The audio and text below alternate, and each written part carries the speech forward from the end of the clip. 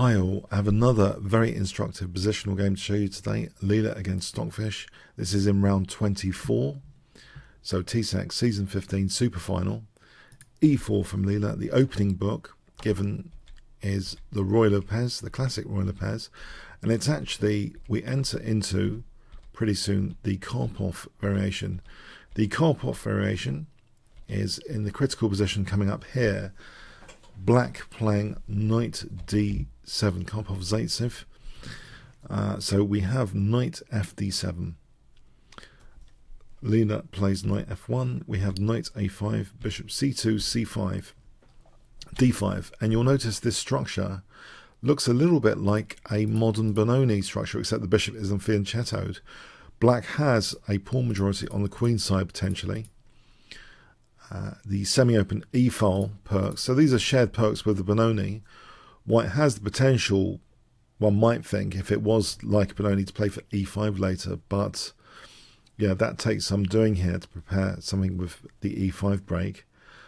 Also, it seems, d6 is more solid than usual. So some differences with Benoni structure. We have knight c4. This knight goes back. Now, b3 has been seen before in a very high-level game. Vishy Anand against Mamedov, Moscow 2016. That game, so this is a very sharp move because it's inviting bishop f6. And that game carried on like this, where Vishy built up a good position, it seems. He took that dark square bishop, took on a4, doesn't mind his pawns getting diced. There was this piece sacrifice there.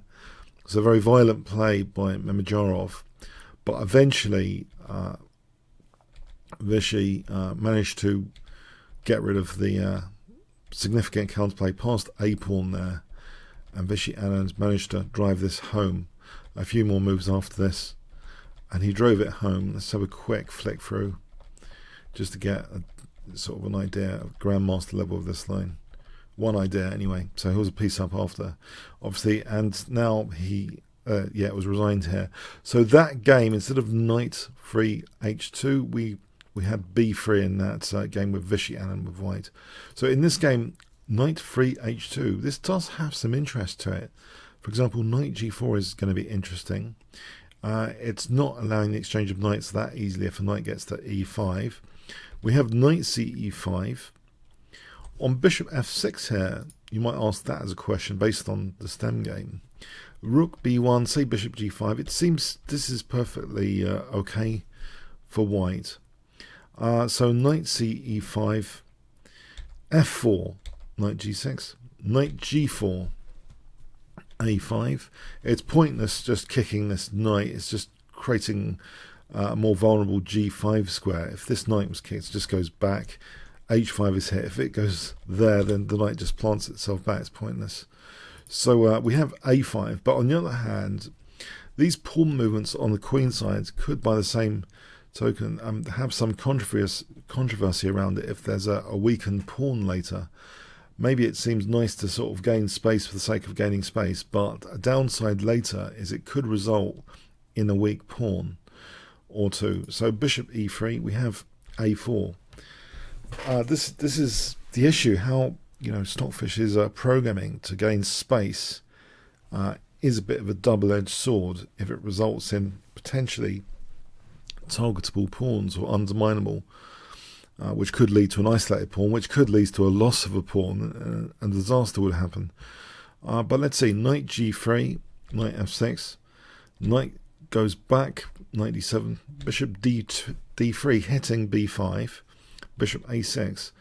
If c4, I think Leela will just drop back, and this kind of position, you can see that black's pawns are slightly vulnerable there, especially b5, and white's perhaps getting in good shape for a later e5 potentially. So anyway, bishop a6, a3, queen b8, king h2, bishop d8. That seems more logical than heading for f8 if there's not going to be a fianchetto. If there's knights hanging around, it seems more solid than creating dark square weaknesses. Black's king side, the bishop might actually be handy at some point on this diagonal. Knight g4, knight f6. Bishop drops back. We have rook a7, rook c1, bishop c8. So knight takes f6, bishop takes, and now things get really interesting. With the b2 pawn attacked, what would you play? If I give you 5 seconds, what would you play here, starting from now? Okay, maybe a little surprise, knight h5 was played. And this pawn wasn't taken, we had bishop d4. If it's taken, it seems to backfire. On rook b1, for example, bishop d4, we could take on b5, and you can see that a4 is quite weak, and also the bishop's of course hitting, not just that pawn, but e8. So say this position, in fact here, strong is bishop c6 hitting the queen, and actually this is a strong continuation, just blasting through the king side actually. Change of tact a bit, like blasting to win g7, fragment black's pawns here on f7, h7. This is actually good and winning the exchange. So yeah, there's all sorts of exciting possibilities. Another one, by the way, if black was really greedy, then in fact rook takes b5 has a deadly subtle threat to it. After queen a8, tactical test, white to play and win here. 5 seconds, pause the video. Okay. Queen a1 just hits a3 and g7. Yeah, this knight's not just pretty, it's on a soft spot here around the king, which can help checkmate the opponent's king. So black would be mated there or losing the bishop after queen a1. So f6, for example, queen takes a3. So anyway, bishop d4, and we have bishop c3. So is black starting to be shaky on the dark squares now? If this bishop's exchanged off, you could consider it a dark square guardian. This knight perched on h5 is neatly hitting that g7 pawn. Is it a bit annoying here that g7 is under pressure? So bishop takes c3, b takes, rook f8. We see rook b1, so b5 under fire, rook b7, and now this move kind of does dismantle black's pawn chain on the queen side a little bit. c4, we have b takes c4. If b4, you might think that's plausible surely. It turns out a takes, rook takes, tactical test here. What does white play in this position? If I give you 5 seconds. These all make good puzzles, don't they? These questions. White play here with a nice advantage. It's just queen takes a4, exploiting the pin rook. So here we can just take there. So that's nice. Pardon me, a nice shot. So b takes c4 was played. a4 is still vulnerable here. Bishop takes c4, rook takes, queen takes b1. And yeah, there is that nifty, with this move, there is the idea that maybe this, but then f6. So black's not too worried about allowing queen a1 and plays queen a7. Taking is actually, it seems worse. You know, this endgame, d6 is vulnerable in this endgame. It can be hit from b6. For example, this variation, say black tries to be energetic, rook b6, just letting the e4 pawn go, potentially. This kind of line is really dangerous for black because d6 is an important centre pawn to take out and liberate this bishop, create a massive passed d pawn in the centre. So we have queen a7. Queen a1 wasn't tried. Queen c2, you might think queen a1 to tickle f6, but it wasn't tried. Queen c2 just with sights on the a pawn instead, because actually bishop b5 also hits the a pawn. This a pawn could be one to target effectively.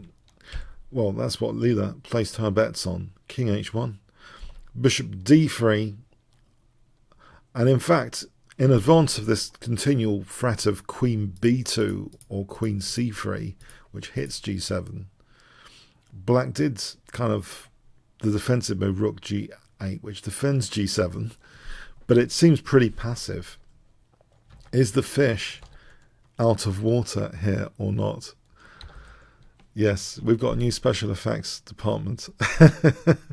Okay, so anyway, yes, rook b1, f6 is played here. Bishop b5, the a4 pawn looks a little bit weak here.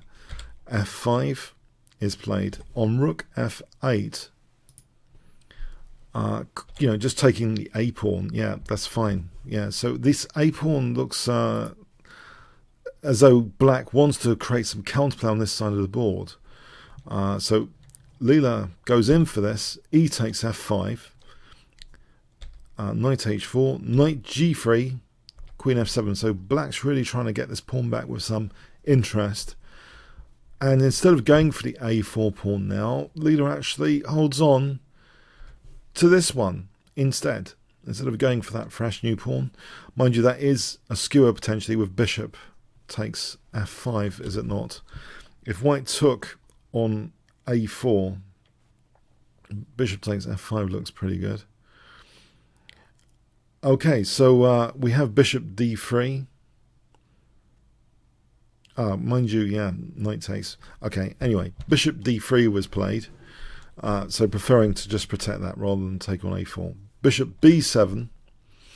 On queen takes d5, there is bishop c4 with that nice skewer. If bishop takes f5 here, just queen e2, maintaining the skewer. And this is nasty for black, yeah, because first taking and taking on g8 after the queen moves. And if the queen's sacrificed, this doesn't quite work out. White's clearly winning that. So bishop b7 here. And now, guess what Leela plays in this position, which is pretty tactical and violent. If I give you 5 seconds, another little tactical test, white to play. Okay, the move f6. So putting pressure on h7. G takes is played. If g6, well, leaving the fawn pawn, the dreaded fawn pawn, is not usually a good idea. Rook b6 is good here. So, for example, bishop takes bishop e4, taking, and this is really dangerous for black. This f6 pawn, super dangerous. Also on f6, if queen takes f6, then just taking on b7, yeah, the queen has to stand guard of b7. So f6, g takes, we have bishop takes h7, exploiting the fact the queen's overloaded here for b7. We have rook e8. If the queen took on h7, then just taking, and rook takes b7, and this is really good for white. So rook e8, just ignoring that capture of the h7 pawn, rook e8. We have bishop dropping back to protect d5, it seems. Bishop takes d5, rook e1. Now this is interesting. It looks as though this is kind of, has Leela gone into some sort of weird self-pin here in this situation. We have bishop b3, queen c3, and then the move king g7. If d5, you'd think maybe, you know, trying to play something clever, but bishop takes d5 is possible. And here, in fact, queen takes f6 and that knight's loose. But even better than taking a knight is to throw in the check and win d5. So that ends up with a big advantage for white. So king g7, bishop c6, rook takes, queen takes, f5. And we're back to this story. Is the a4 pawn weak or not in this situation? But also black does have kingside weaknesses. Queen e2. It looks as though something's going on over here as well. So the queen is pretty versatile looking here on both sides of the board. We have king h7, knight h5 now is played. And now king g8. Interestingly, if knight g6, then queen d3, looking at d6, and this position g4 is very nice for white. For example, like this, g5 and knight f6 check is huge for white, winning a piece there. In this situation, it's very difficult for black. If f takes and queen e6, queen h3, knight g3, f5 is winning material. So yeah, it starts to be a really tricky position there if king g8 is played. So sorry, if knight g6 is played. So king g8 was played. We have bishop e8. And there's a problem here because this looks as though hold on the sack. Bishop e8 is not only keeping an attack on the pawn, it's now controlling the g6 square as well. So in fact, g3 could be a threat to try and trap this knight. We have queen e6. If queen c7, you can see that g3 is strong. For example, king f8, g takes. And this is just a piece up for white, yeah. And the pawn's arrested just in time. So queen e6 and queen takes now officially wins this pawn. This pawn is dropping, which is why, you know, this is an important deterioration of position aspect to consider why Stockfish would be having to lose this pawn. So just to recap on the analysis of this particular position when king g8 was played. You'll see this in the annotations of the PGN, but yeah, it does seem as though knight g6, the problem is queen d3, looking at d6, looking at f5, and preparing sometimes g4, as just to recap here, g4 shows. It's very difficult. Very difficult indeed. And this line, by the way, if knight takes f4, there was queen e3, and if king g5, king g3, that's a nasty pin. So that was a very difficult scenario to try and avoid, but in doing so, it seems as though the a4 pawn all of a sudden dropped. Yeah. But first, king h2 was actually inserted rather than taking immediately, hitting that knight, encouraging this king f8. Perhaps that subtlety is important because of bishop d5, in fact. So if bishop takes, bishop d5 hits g2, maybe something like that. But yeah, the knight's kind of threatened first. Now pushed back to g6. So there's outside pass pawns on both sides of the board here to be pushed. We have king e7, knight h7, bishop d5, h4, and Leela is pushing these pawns on both sides of the board, so stretching, overloading Stockfish. So past h pawn, past a pawn, and now, yep, knight c7 here instead of moving the bishop, attacking the bishop. So we get some simplification. This is a very bad knight and pawn ending here, indeed. We have d5 offering another pawn. Now you might think, why on earth d5? It's pretty desperate, because if, you know, black's king can't really go to win this because the h pawn would be running up the board. So basically white's king is going to enter via c4 if black does nothing. So for example, knight d4, knight c7 is a key move to try and threaten actually to drag the pawn as top priority. Then the king just comes in like this, and it will just be all over. The king's just going to herd the pawn. The knight's going to come back for black's c pawn if black tries that. The king can't ever take there because of the h pawn.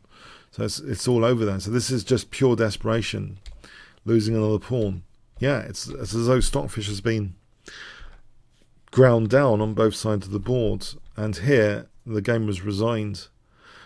So very interesting Ruy Lopez game indeed.